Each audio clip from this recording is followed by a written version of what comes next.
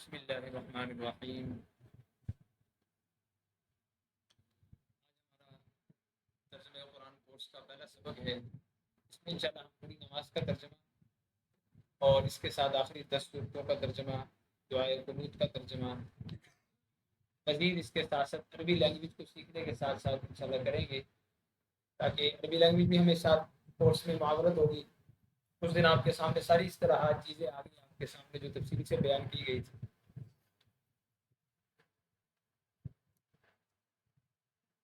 ثنا سے ہم شروع کریں گے۔ سبحانک اللہم و بحمدک، سبحان پاک ہے تیری ذات، کاف کا معنی تیری، جیسے اردو میں ہم کسی سے کہتے ہیں کبھی آپ کی، یہ ایک نسبت ہے آپ کی، تو اردو کے اندر عربی کے اندر کاف کے ذریعے مخاطب کو کہا جاتا ہے سبحانک، پاک ہے آپ کی تیری ذات، اللہم اے اللہ، و بحمدک اور تعریف کے لائق ہے، و بحمدک حمد کا معنی تعریف، حمد تیری ذات، و تبارک اور بابرکت ہے، اسم کا تیرا نام۔ اس دن ہم نے کیا بات کی تھی کہ جو عربی جملہ آتا ہے اس میں ایک پیش والا ہوتا ہے، ایک زبر والا ہوتا ہے، ایک زیر والا ہوتا ہے۔ پیش والے کو کیا کہتے ہیں؟ وہ دیکھیے آپ اسم پہ پیش آئی ہوئی ہے، یہ تبارک تیرا نام بابرکت ہے، یعنی بابرکت فعل ہوا تو چیز کیا ہے؟ تیرا نام، تو نام کے اوپر جو ہے وہ پیش آ گئی، تیرا نام بابرکت ہے، وتعالی اور بلند ہے، جد بزرگی کاف تیری، تیری بزرگی بلند ہے، وتعالی جدو کا، اب جدو پہ دیکھیں آپ پیش آئی ہوئی ہے تو تعالی جو پیچھے ہے وہ بھی فعل ہے، تبارک کا جیسے فعل تھا تعالی بھی فعل ہے، تعالی کا معنی ہے بلند ہونا، تو جدو کے اوپر پیش آ رہی ہے کہ جدو کے اوپر یہ فائل پایا جا رہا ہے کہ بلند ہے تیری بزرگی، بلند ہے تیری بزرگی، ولا الہ اور نہیں ہے الہ کوئی معبود، جیسے اس دن میں نے آپ کو بتایا تھا ایک اور ہم نے چیز پڑھی تھی، الف لام اور بغیر الف لام کی چیز ہو، عربی کے اندر الف لام استعمال ہوتا ہے نا، عام الف لام استعمال ہوتا ہے عربی کے اندر، تقریباً 100 میں سے 70% الف لام استعمال ہوتا ہے، 30% نہیں ہوتا، اور اس کا باقاعدہ عربی کے اندر دخل ہے الف لام کا، جیسے میں نے آپ کو بتایا تھا الف لام سے تخصیص مراد ہوتی ہے، کچھ بندے مراد ہوتے ہیں، جیسے رجل ان کا معنی کیا ہے؟ عام آدمی، کوئی بھی، رجلوں کا معنی ایک خاص آدمی۔ اب یہاں پہ آپ دیکھ رہے ہیں کہ ولا الہ کوئی الہ نہیں، یعنی کہ الہ کا مطلب کہ جتنے بھی دنیا کے اندر جسے ہم الہ بنا سکتے ہیں کوئی بھی الہ نہیں ہے غیر تیرے علاوہ، یعنی اللہ تعالیٰ کے علاوہ۔ اب میں اس کو پھر دوہرا دیتا ہوں تاکہ آپ کے ذہن میں بھی آ جائے گا۔ سبحانک اللہم تیری ذات برکت ہے اے اللہ، و بحمدک اور تو تعریف کے لائق ہے، و تبارک اسمک اور تیرا نام بابرکت ہے، و تعالی جدک اور تیری بزرگی بلند ہے، ولا الہ غیرک اور تیرے علاوہ کوئی معبود نہیں ہے۔ کیوں یہ ترجمہ سمجھ آ گیا؟ ترجمہ سمجھ آ گیا تو یہ ذہن میں رہے انشاءاللہ۔ ثنا، ثنا دیکھیں آپ اوپر دیکھیں، ثنا یہ عربی کا لفظ ہے، جسے ہم کہتے ہیں اردو میں نعت خواہ کہتے ہیں جی میں حمد و ثنا بیان کرنے لگا، تو ثنا کا معنی ہے تعریف، تو اللہ تعالیٰ کی تعریف ہے ان کلمات کے اندر، جو ہم نماز کی شروع کرتے ہیں اللہ اکبر تو تکبیر کہتے ہیں ہم اللہ کی تعریف میں چلے جاتے ہیں، اس کے بعد یہ مسئلہ یہ کیا ہے، کیا لکھا ہوا ہے نیلے کلر کا، ہاں نیلے کلر کا،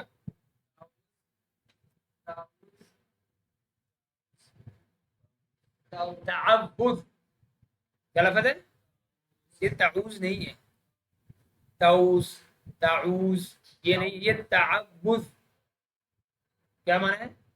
لفظ تعبد اس کا معنی ہے پناہ مانگنا، تعوذ کا معنی پناہ مانگنا۔ اب آپ دیکھیں پہلا جو لفظ آ رہا ہے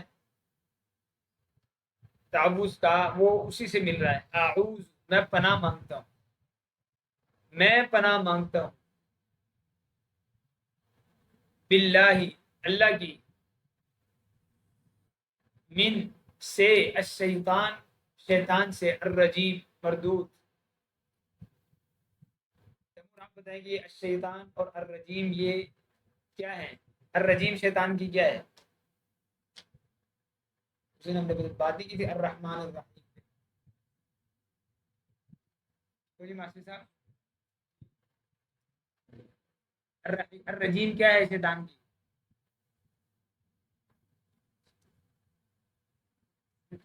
ہاں شاباش، صفت ہے شیطان کی، صفت۔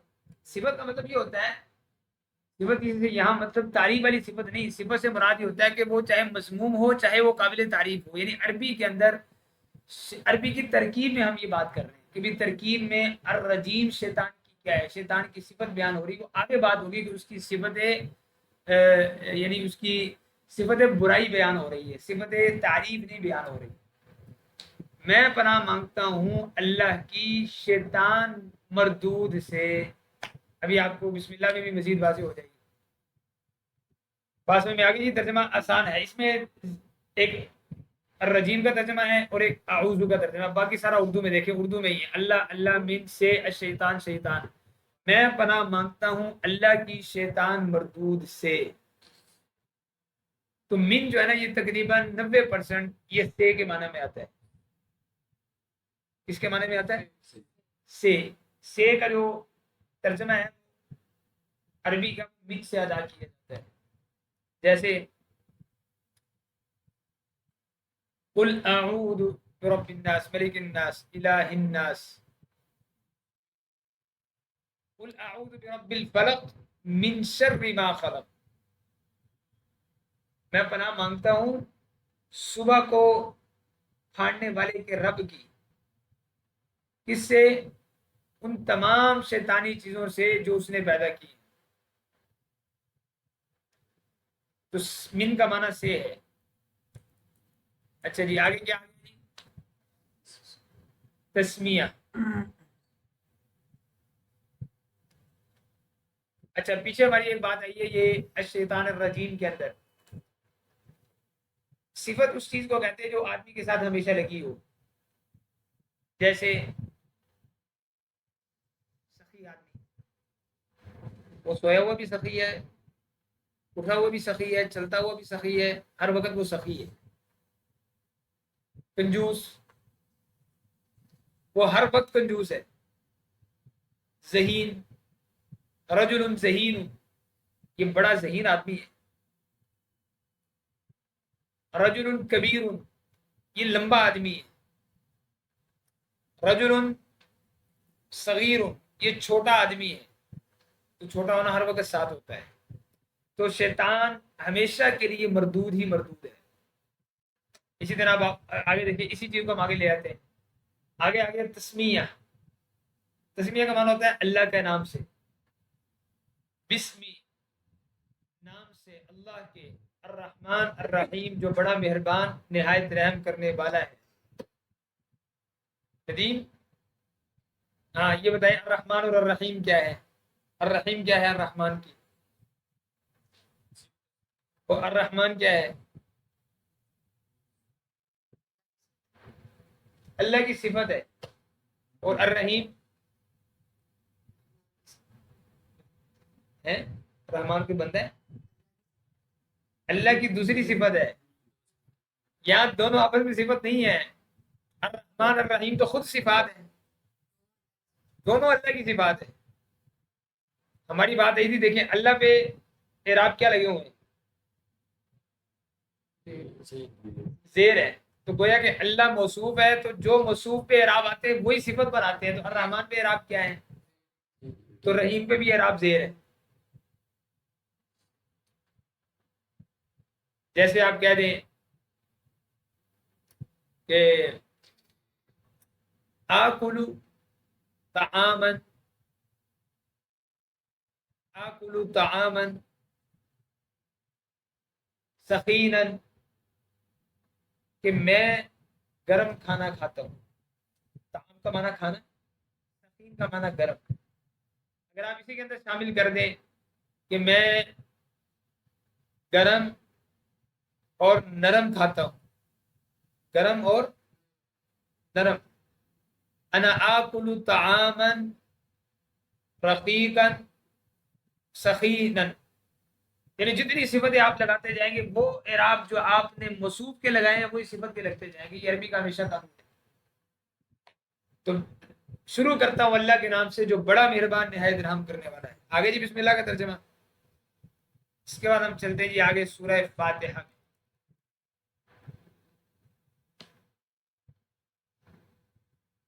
الحمد للہ رب العالمین. اچھا جی، حمد کا معنی کیا ہوا؟ تعریفیں. تو تمام کس کا ترجمہ ہو گیا؟ الف لام کا. الف لام کا ترجمہ تمام ہو رہا ہے. یہ تمام اس کے اندر الف لام کا ترجمہ ہو رہا ہے. یعنی آپ عربی کا اندازہ لگائیں کتنی گہرائی ہے اس کے اندر. یعنی کہ حمد علیحدہ لفظ ہے اور الف لام علیحدہ لفظ ہے اس کے اندر. ال کا معنی تمام کی تمام ساری ہم تعریفیں للہ اللہ کے لیے ہیں. ربی کے اعراب کیا ہے؟ تو اللہ کے اعراب کیا ہے؟ تو کیا ہوا؟ ربی کس کی صفت ہے؟ اللہ کی.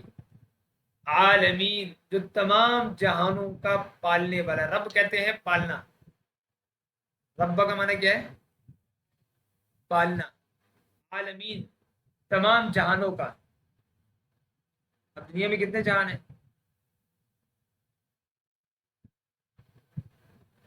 بعض فرماتے ہیں 18,000 جہان اللہ نے بنائے. کتنے جہان؟ دنیا ایک جہان ہے. ساتوں آسمان، ساتوں زمینیں، مشرق و مغرب، شمال جنوب، آگے کیا کچھ ہے انسان نہیں جانتا. انسان تو ابھی تک دنیا ہی نہیں پوری دیکھ سکا، تو دنیا کے سیارے سے باہر کیا دیکھے. ہاں جی، زمینیں بھی ساتھ. وہ تو اللہ نے قرآن میں کیا نہیں دیا سب آسمان ہوا سبعین الارض، 7 زمینیں اور 7 آسمان کی دونوں ہیں.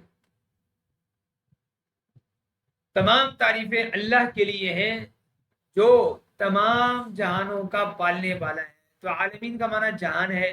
تمام کس کا ترجمہ ہو گیا؟ حنزلہ. تمام کس کا ترجمہ ہوا؟ ال کا، الف لام کا. العالمین پہ تمام تعریفیں اس اللہ کے لیے ہیں جو تمام جہانوں کا پالنے والا ہے.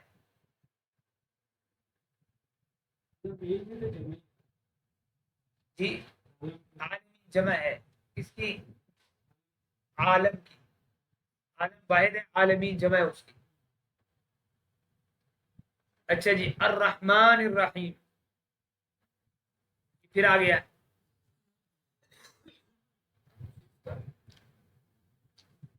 کہ بڑا مہربان نہایت رحم کرنے والا.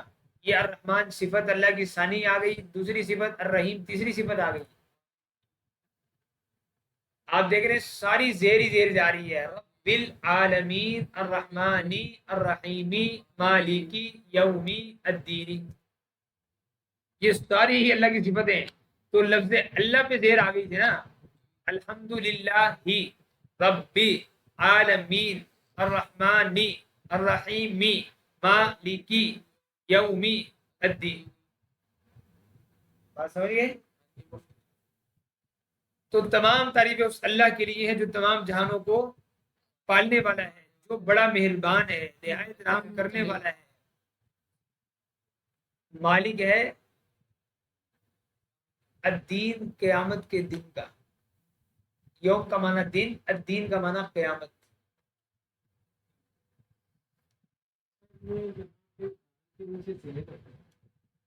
ये यहाँ भी दाल के नीचे ज़ेर है, जरा थोड़ा सा गौर करें तो आपको ज़ेर ही नजर आएगी।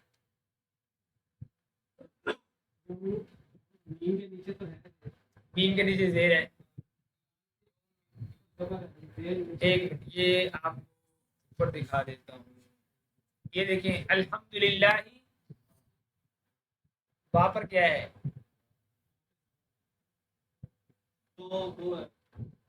ये कायदा ज़हन में रखें, ये शद आपको नजर आ रही है, शद नजर आ रही है।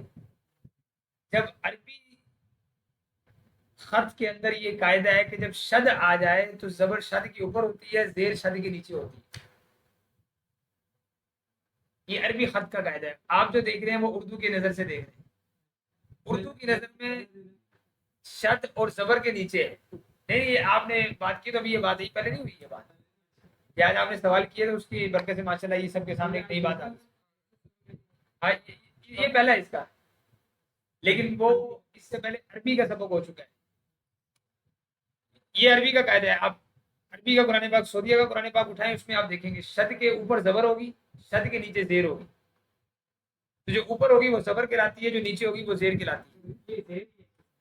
ये जेर ही है, शद के नीचे है तो जेर है। ये रब्बी यौमिद्दीन इय्याका नअबुदु व इय्याका नस्तईन। अच्छा, नअबुदु का माना नहीं, हम इबादत करते हैं। इय्याका तेरी ही, जैसे एक आदमी कहता है ना कि ये जमीन तेरी ही है, मतलब इस जमीन में कोई और शरीक नहीं है, आपकी अकेले की है, आप तने तनहा की है, आपके साथ किसी का एक बलिष्ठ के बराबर भी हिस्सा नहीं है। या का इस चीज को आगे पैदा करता है, या का आगे कह रहे हैं कि हम तेरी ही इबादत करते हैं, हम वक्त, हर जगह, हर लम्हे। ये है या का नाबुदु। अरबी के अंदर आप अंदाजा करें कि इतने से डबल में समंदर बांधा हुआ है। या का नाबुदु, कि हम तेरी ही इबादत करते हैं।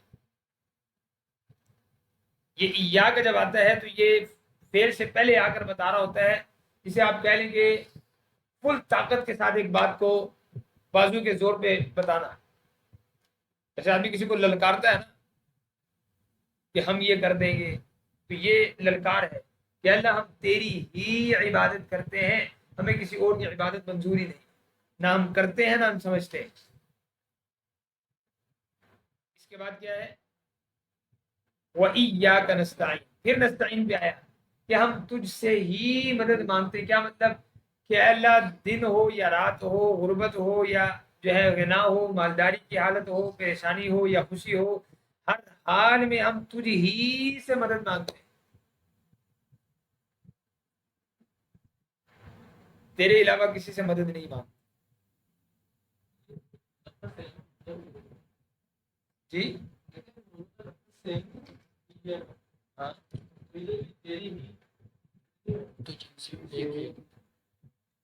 नहीं, मैं आपको बताता हूँ।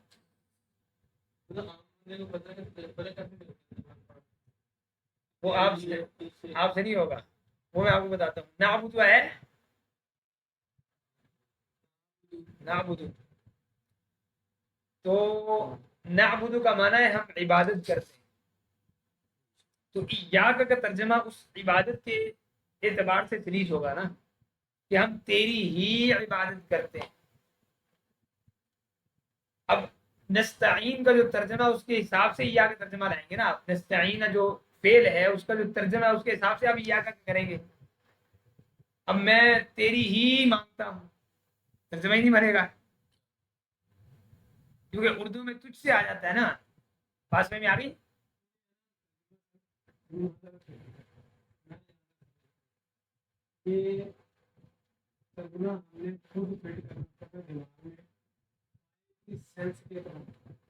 اصول ہوتا ہے نا، یہ اصول ہے.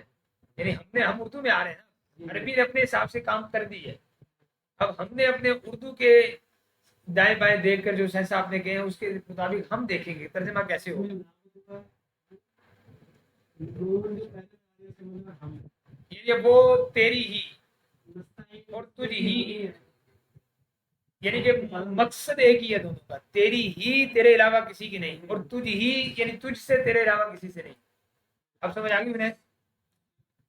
اچھا یہ نعبد میں آپ نون دیکھ رہے ہیں، نستعین میں نون دیکھ رہے ہیں. پوری عربی میں جہاں بھی فعل کے آگے نون آ جائے گا وہاں سے مراد جمع ہوتی ہے کہ ہم عبادت کرتے ہیں، ہم تجھ سے مانگتے ہیں. اور اگر حمزہ آ جائے جیسے یہاں پر آیا ہوا ہے، یہ آیا ہوا حمزہ، کہاں پہ آیا ہوا حمزہ؟ اعوذ میں. جب بھی کہیں فعل کے شروع میں حمزہ آئے گا وہاں سے مراد ایک آدمی ہوتا ہے، اپنی ذات مراد ہوتی ہے میں پناہ مانگتا ہوں. نون سے ہم سب، یعنی ہم سب کمرے والے جو بیٹھے ہوئے. اور اعوذ سے مطلب میں اکیلا. ہاں الف پہ جب حرکت آ جائے، ابھی یہاں پہ اعوذ میں دیکھیں آپ حمزہ چھوٹا سا گیا ہوا ہے، بتا رہا ہے کہ یہ حمزہ ہے اس وقت، یہ الف نہیں ہے. یہ بسم اللہ کے آگے جو اللہ کے نام ساتھ الف ہے، یہ الف ہے.